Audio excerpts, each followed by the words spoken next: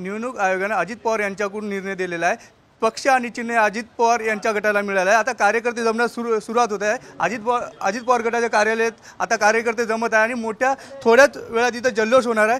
आज निवडणूक आयोगाने निर्णय दिला, कसं बघता त्या निर्णयाकडे? निश्चितपणाने हा आमच्या सर्वांसाठी आनंदाचा क्षण आहे। इतके दिवस आम्ही ज्या क्षणाची प्रतीक्षा करत होतो, आदरणीय दादांच्या नेतृत्वावर विश्वास ठेवून राष्ट्रवादी काँग्रेस पक्ष संपूर्ण महाराष्ट्रामध्ये आज हा आनंदोत्सव साजरा करणार आहे। नक्कीच तुम्हाला पक्ष आणि चिन्ह मिळालेलं आहे, कसं बघता एकूण वातावरण? आगामी निवडणुकीचा काही फायदा होईल का?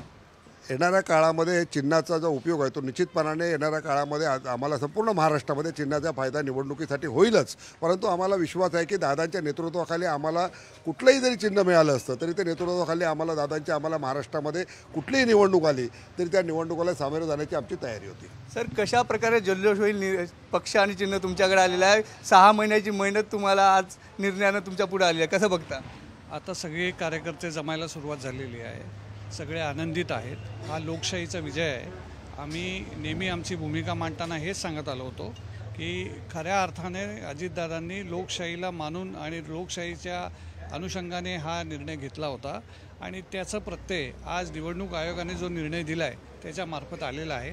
सगळे कार्यकर्ते उत्साहित आहेत, सगळे यायला आता सुरुवात झाली आहे आणि आता येणाऱ्या पुढच्या 15 मिनिटांमध्ये इथे विजय साजरा करण्यात येईल।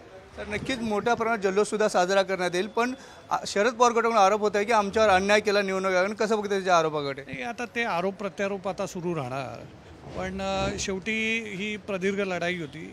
गेले 6-7 महिने हे निवडणूक आयोगामध्ये, सुप्रीम कोर्टामध्ये आणि उच्च न्यायालयामध्ये सुरू होती, त्याची ही सुरुवात आहे। असेच निर्णय आता याच्या पुढे लागतील अशी आम्हाला आशा आहे। नक्कीच बघू शकतो की आता थोड्याच वेळात अजित पवार गटाकडे जल्लोष करणार आहे। मोठ्या संख्येने आता कार्यकर्ते उपस्थित राहणार आहेत। कॅमेरा पर्सन नितीनसोबत मी आवेश तांदळे, साम टीव्ही, मुंबई।